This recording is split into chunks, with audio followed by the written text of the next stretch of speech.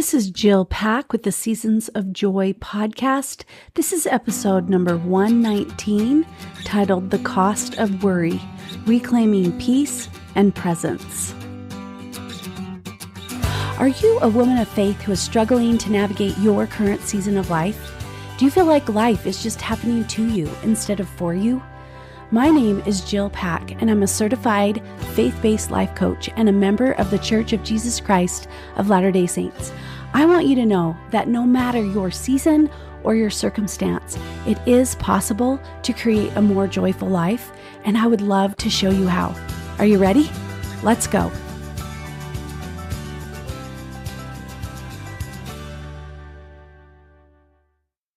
Hello, my friends. Welcome to the Seasons of Joy podcast.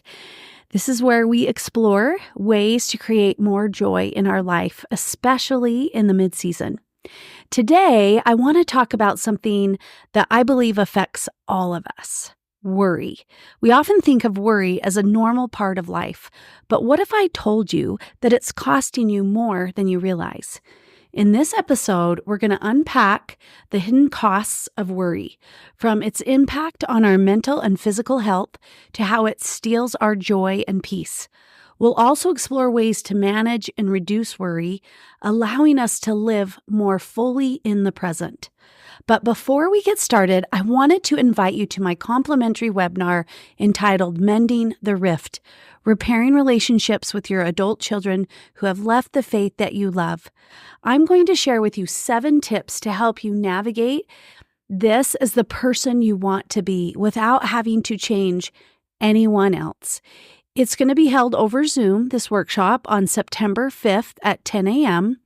And if you're unable to attend live, I will send the workshop replay out to all those who have registered. Understanding each of these 7 tips is going to help you as you work to repair an already struggling relationship with your adult child, or help you put things in place that will help you before the rift occurs.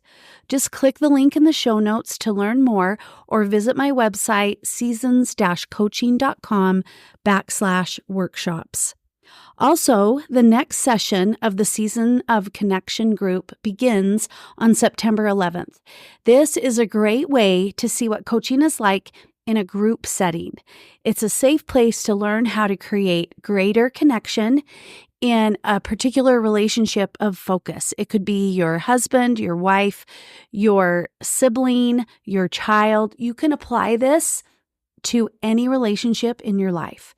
And you come with that relationship of focus, and then I'm going to show you how to manage yourself in the most challenging of relationships so that you can focus on being the person you want to be. So for just $99, you will get videos, workbook, and 3 months of support. You can also learn more about this on my website, seasons-coaching.com, and then clicking on the Work With Me tab. The links can also be found in the show notes. So if you are ready to create more joy in your life, I would love to be your coach.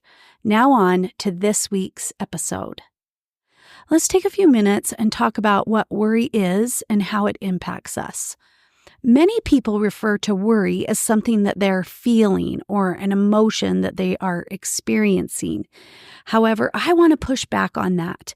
I believe that worry is something we do or an action that we take because of something we are feeling, such as overwhelm, anxiety, or fear. Worry really is the mind's way of trying to control the uncontrollable, the things outside of us. It's a loop of anxious thoughts about the future, often focused on what might possibly go wrong. While it's natural to be concerned about certain things, chronic worry can become a destructive habit or a pattern that we fall into without even realizing it. It just becomes something we do when we believe and feel in a certain way. Now, worry might seem like a harmless mental activity, but it's far from that. It can drain our energy, it can rob us of our sleep, and it can even cause harm to our physical health. Chronic worry has been linked to issues like high blood pressure, weakened immune systems, and anxiety disorders. Worry also takes a toll on our emotional and spiritual well-being. It could lead to feelings of helplessness, irritability, and even despair. Spiritually, worry can pull us away from trusting in a higher power, trusting in God, and the peace that can come from our faith. So worry once took control of my life. I was constantly worried about my children as they became teenagers and young adults and the choices that they were making.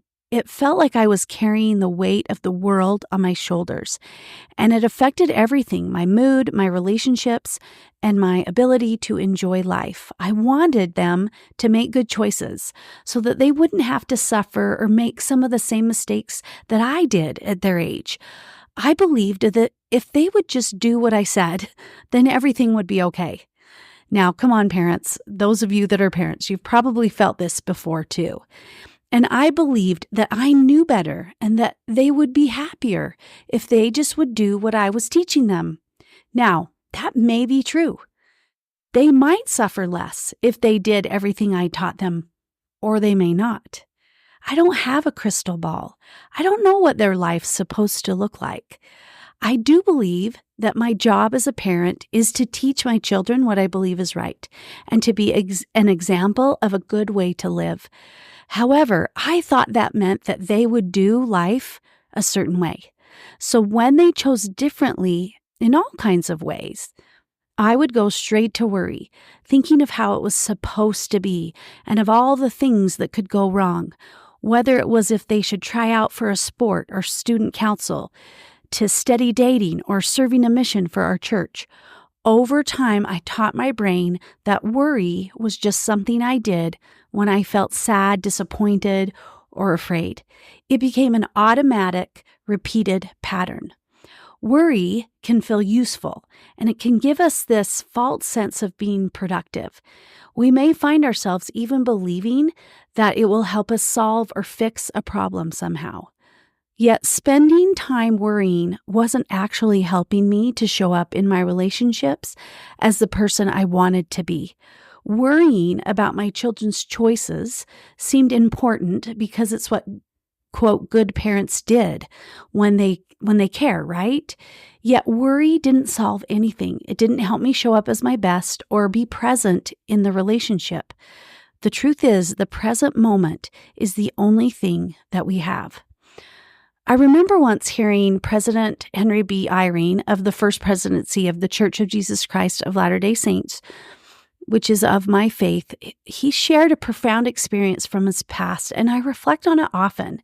He recounted a conversation he had many years ago with a respected religious leader that brought him great comfort and perspective.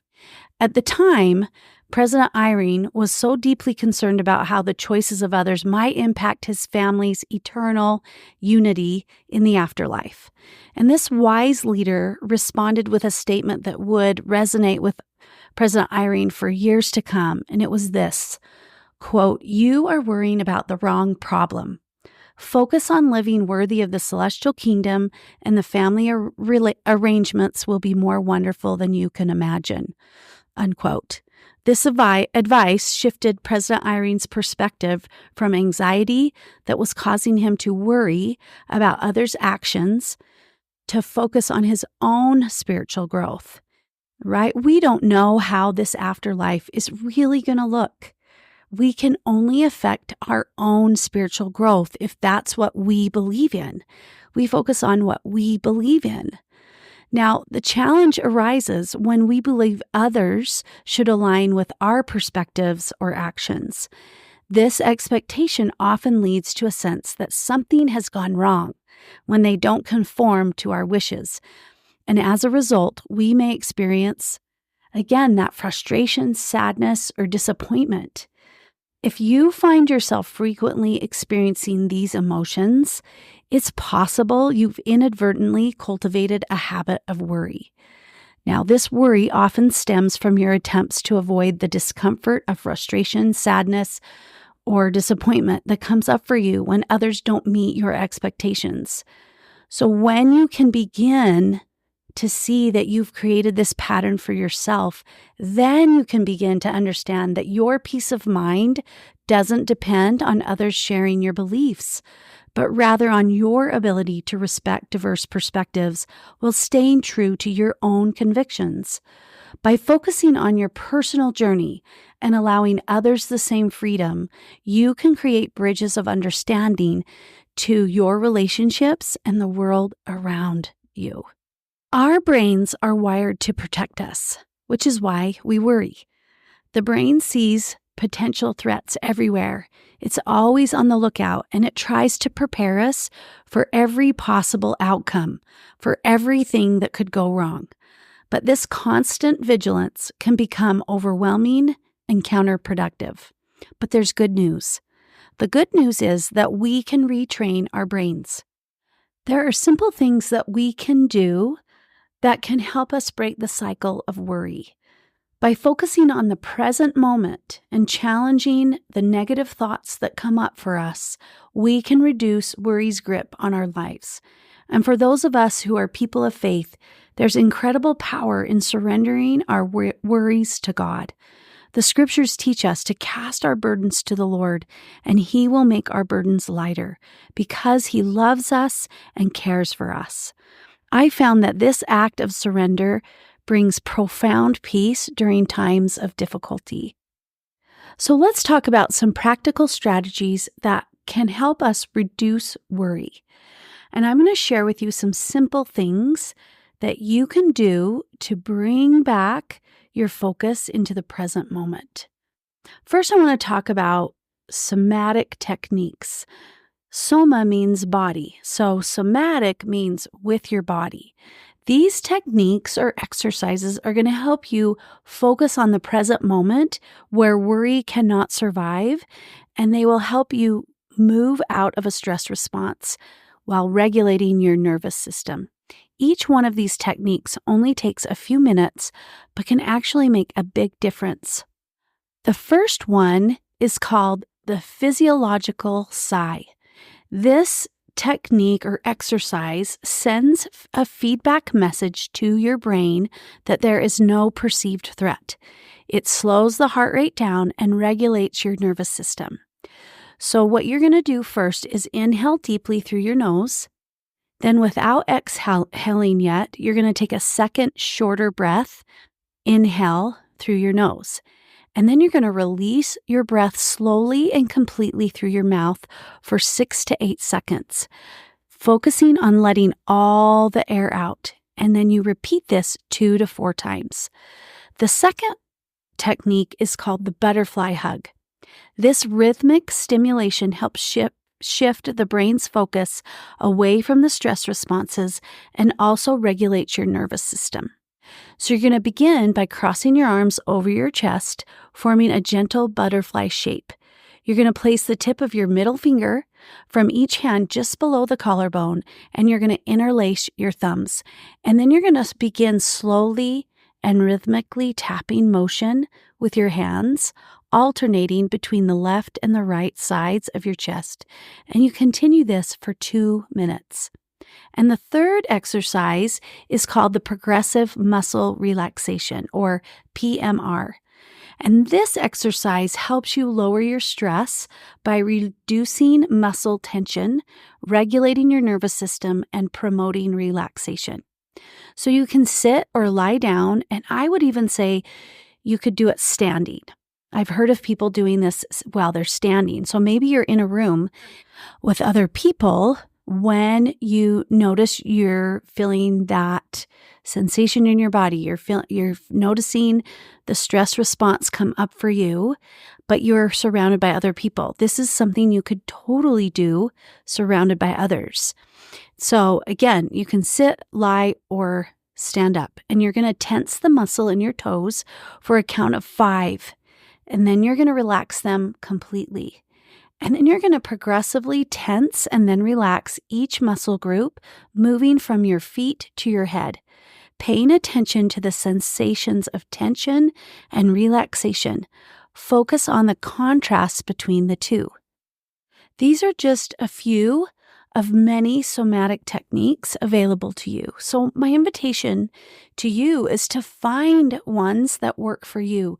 You can find them on the internet. There are so many. It's just finding those 2 or 3 or even one exercise that can help calm yourself down in order to focus on the present moment so that you can move away from the pattern of worry. Okay, I want to talk about another technique. Another technique is to set aside specific time each day or week to worry. Now, this might sound silly or strange, but it helps contain worry to a designated period, freeing up the rest of your day for more positive thoughts and activities. For example, you may find yourself worrying about something every day. Maybe you decide you're only going to worry on Wednesdays at 3. Then on Monday, when you feel yourself moving into worry, you can remind yourself that it's okay to worry about whatever you want to worry about, but you're going to do it on Wednesday at 3. So it isn't about shaming yourself into not worrying, but training yourself to do something different that will serve you better and help you live in the present moment. So it's something to practice. And maybe with time, instead of every day, right, you could move to once a week or once every other week, right? And you'll notice yourself kind of moving away from the pattern of worry. The next thing I want to talk about is journaling and gratitude. Journaling can be a powerful tool. Writing down your worries helps get them out of your head and onto paper, where they often seem less daunting. Recently, I found myself comforting my youngest daughter as she struggled with overwhelming anxiety about her upcoming fall semester. Her mind was racing with a seemingly endless list of tasks that she felt she needed to complete before classes began. Recognizing her state of worry, I suggested a simple yet powerful exercise. I asked her to take out a piece of paper and write down everything she believed was essential to finish or accomplish before school started. And it's remarkable how this simple process can help alleviate the sense of being overwhelmed and pushing us into worry. The real magic, however, happens when we take a step back and we honestly evaluate our list. We ask ourselves 3 crucial questions. 1, what truly matters and needs to be done? Number 2, what can reasonably wait without consequences? And 3, what items on the list are actually unnecessary? This process of prioritization and being honest in our assessment often reveals that our initial perception of urgency, that need that we've got to get it done, isn't always true. By categorizing the tasks and then eliminating non-essential items, we can transform an overwhelming to-do list into a manageable action plan. And when we pair this process with gratitude, right, we can shift our focus from what's going wrong or what could go wrong to what's already going right. And finally, prayer, scripture study, and other spiritual practices can provide comfort and perspective. They can remind us that we're not alone and that there is a greater plan at work here, even when we can't see it. And so my invitation to you is to spend some time exploring practices that help you feel comforted, supported, and peaceful that you can implement into your daily life. Now, there's no right or wrong way to do this. The point is to find what works best for you. When we can let go of worry, we reclaim our energy, our joy, and our peace of mind. We're able to be more present with our loved ones, more productive in our work, and more at peace within ourselves. Worry is future-focused, but life happens in the present moment. By learning to let go of worry, we can fully engage with the here and now, experiencing life as it unfolds rather than fearing what might be.